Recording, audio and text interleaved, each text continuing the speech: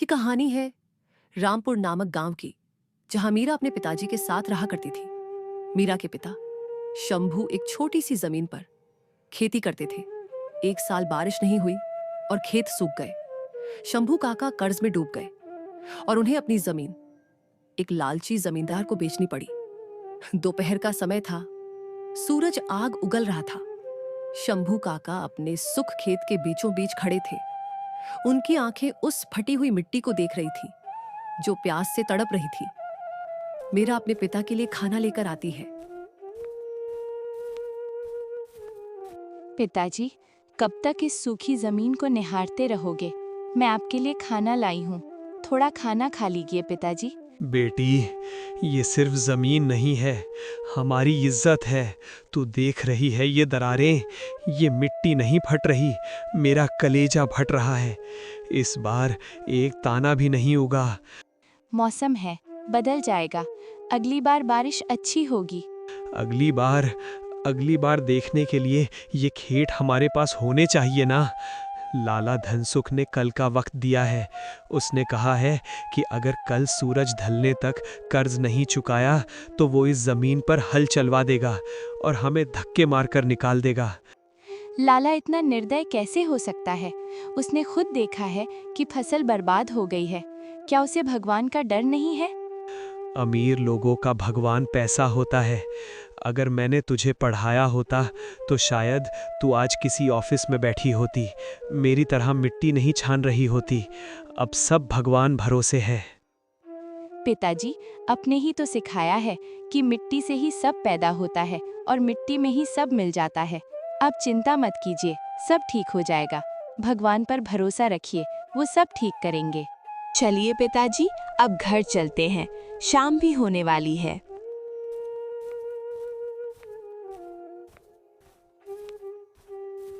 सूरज ढलने वाला था। लाल धनसुख शंभू के घर पहुंचता है। वो अपने साथ 2 गुंडों को लेकर आया, जिन्होंने अपने हाथ में लाठी पकड़ी हुई थी।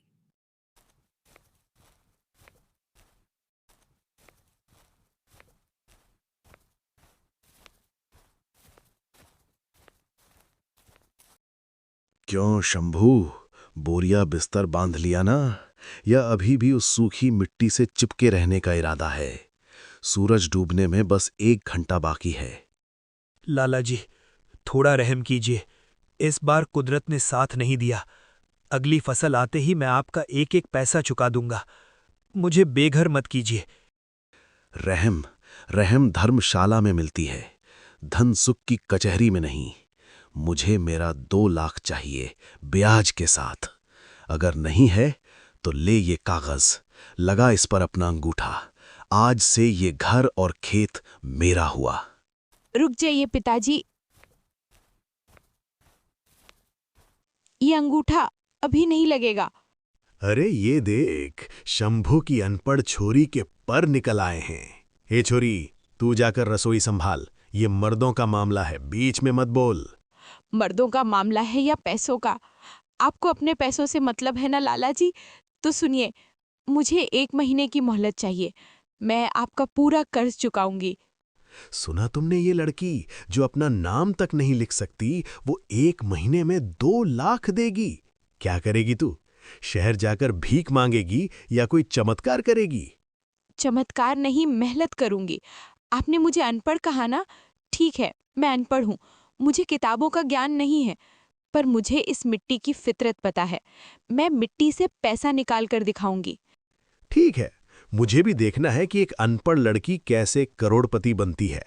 पर मेरी एक शर्त है, अगर 1 महीने बाद तू पैसे नहीं ला पाई तो ना सिर्फ ये खेत तेरे हाथ से जाएंगे, बल्कि तू और तेरा बाप मेरे गोदाम में उम्र भर मुफ्त में मजदूरी करोगे। बोल, मंजूर है? नहीं मीरा, ये मत कर, ये बहुत बड़ा खतरा है। मंजूर है लाला जी, पर याद रखना, अगर मैंने पैसे चुका दिए तो आप हमारी जमीन की तरफ कभी आंख उठाकर भी नहीं देखेंगे। और ये जो आप अनपढ़ कहकर बार बार मेरा अपमान कर रहे हैं, इसका हिसाब भी उसी दिन होगा।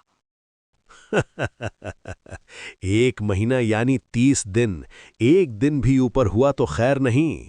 छोरी, आज तूने मेरा काम आसान कर दिया। सूखे खेत और कर्ज के बोझ के बीच मीरा ने हार नहीं मानी। अगली सुबह सूरज निकलने से पहले ही वो एक झोला लेकर गांव से दूर जंगल की तरफ निकल पड़ी।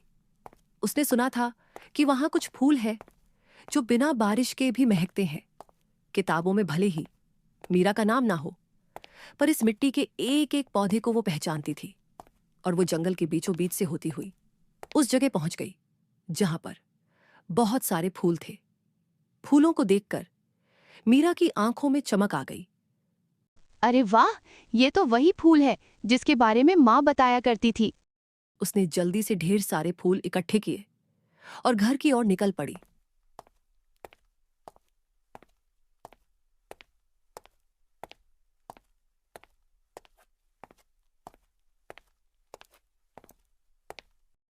घर पहुंचते ही उसने आग जलाई।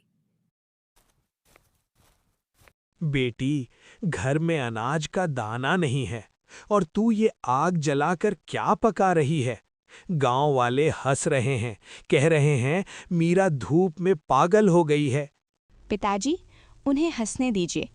मैंने बचपन में माँ को देखा था कि कैसे वो फूलों को उबालकर उनका रस निकलती थी। मैं वही इत्र बना रही हूँ। अगले दिन लाला धनसुख अपने गुंडों के साथ आया। अरे शंभू, ये तेरे घर से कैसी अजीब सी महक आ रही है रे? क्या कोई मर गया है? लाला जी, ये अजीब महक नहीं है, ये हमारी मिट्टी की पहचान है और इसी से आपका कर्जा चुकेगा। सुना तुमने? ये छोरी घास फूस बेचकर 2 लाख चुकाएगी। देख शंभू, मैं तुझे आखिरी मौका दे रहा हूं।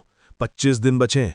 अगर उस दिन तक पैसे नहीं मिले तो ये खेत मेरे और तू मेरा नौकर। घड़ी की टिक टिक गिनना शुरू कर दीजिए। 25 दिन बाद मैं खुद आपके महल में आऊंगी कर्ज चुकाने।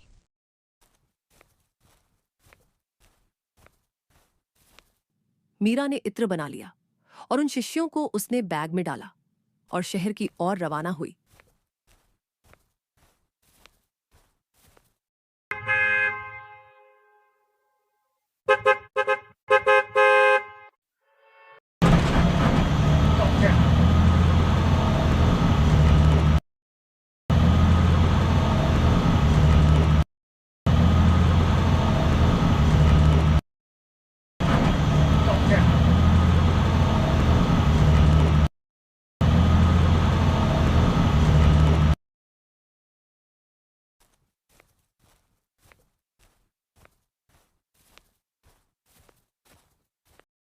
शहर की ऊंची इमारतें और भाग दौड़ देखकर वो थोड़ी सहमी, पर उसे अपने पिता का रोता हुआ चेहरा याद था।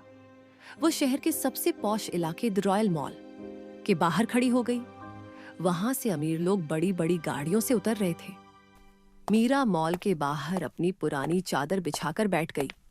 तभी वहां पर मॉल का गार्ड आ जाता है। ए लड़की, तो क्या कर रही है यहाँ पर? चल हट यहाँ से। ये भिखारियों के बैठने की जगह नहीं है। देख नहीं रही बड़े लोग आ रहे हैं यहाँ? चल चल, बहुत देखे हैं तेरे जैसे परफ्यूम वाले। यहाँ लोग लाखों का सेंट लगाते हैं। तेरा ये कचरा कोई नहीं खरीदेगा। अब निकल यहाँ से। मैं तुझे लास्ट वार्निंग दे रहा हूँ, वरना मैं पुलिस को बुला लूंगा। भैया, मैं भीख मांगने नहीं आई हूँ। मैं तो बस ये बेचने आई हूँ। एक बार सूंघ कर तो देखो। तभी वहां से एक महंगी गाड़ी से सोनिया नाम की लड़की उतरी, जो एक बड़ी फैशन इन्फ्लुएंसर थी। वो गुस्से में थी और फोन पर चिल्ला रही थी। आई टोल्ड यू, मुझे वो नेचुरल फ्रेग्रेंस चाहिए थी शूटिंग के लिए, पर वो सारे परफ्यूम्स कितने आर्टिफिशियल हैं। मेरा सर दर्द कर रहा है। वेट, ये खुशबू कहाँ से आ रही है? Is it rain? जैसे कि पहली बारिश, लाइक मिट्टी की खुशबू। ये वहां से आ रही है। चलो वहां जाकर देखते हैं।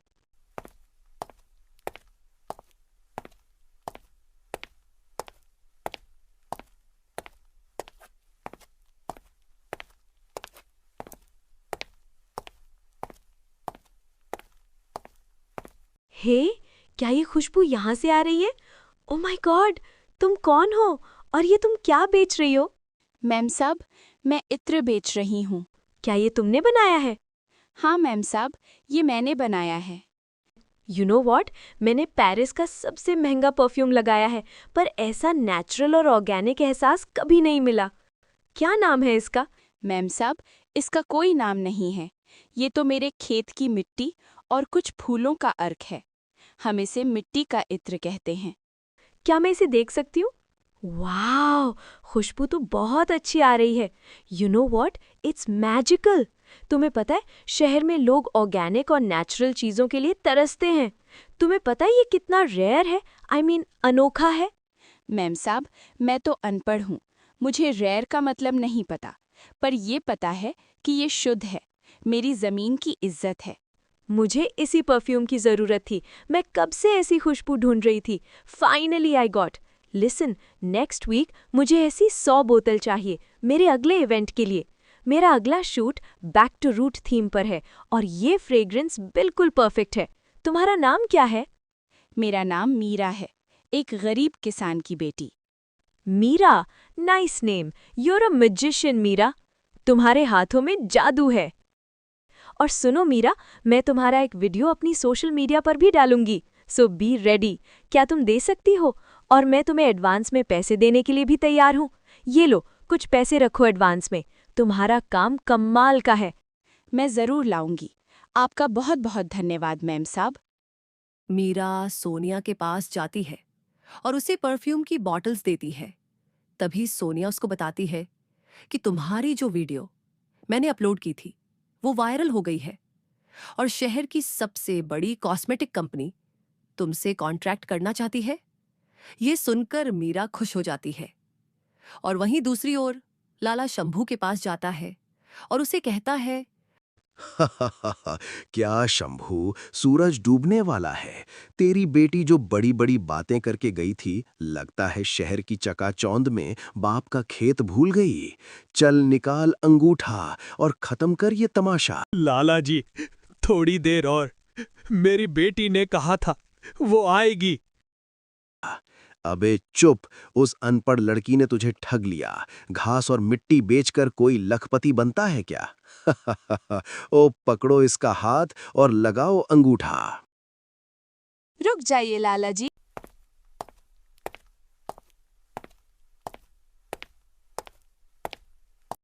आज अंगूठा नहीं, आपका घमंड टूटेगा लाला जी। ये लीजिए, आपके 2 लाख रुपए ब्याज के साथ। ये क्या है? इतने सारे पैसे कहाँ से आए तेरे पास चोरी? कहीं डाका डाला है क्या तूने? ये नहीं हो सकता। एक घास उबालने वाली लड़की मुझे हरा गई। ये सब झूठ है। 1 महीने में कोई कैसे इतना अमीर बन सकता है? जरूर तूने कोई गलत काम किया है। जुबान संभाल कर लाला, ये पैसा मीरा की मेहनत का है। इसके एक पोस्ट ने शहर की सबसे बड़ी कॉस्मेटिक कंपनी को हिला दिया है। उन्होंने मीरा के साथ 1 करोड़ का कॉन्ट्रैक्ट साइन किया है। लाला जी, आपने कहा था ना कि मिट्टी में मिल जाऊंगी। देखिए, मैं मिट्टी में मिली तो सही, पर कचरा बनकर नहीं, खुशबू बनकर। आपने मेरी पढ़ाई का मजाक उड़ाया, पर मिट्टी ने मुझे वो सिखाया जो कोई किताब नहीं सिखा सकी, सब्र और मेहनत।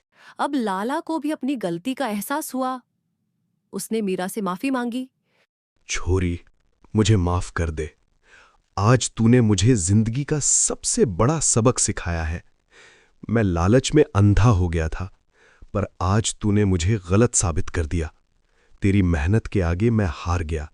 ये पैसे तू अपने पास रख और आज से मैं भी तेरे काम में तेरी मदद करूंगा। इस तरह से मीरा सबके लिए प्रेरणा बन गई।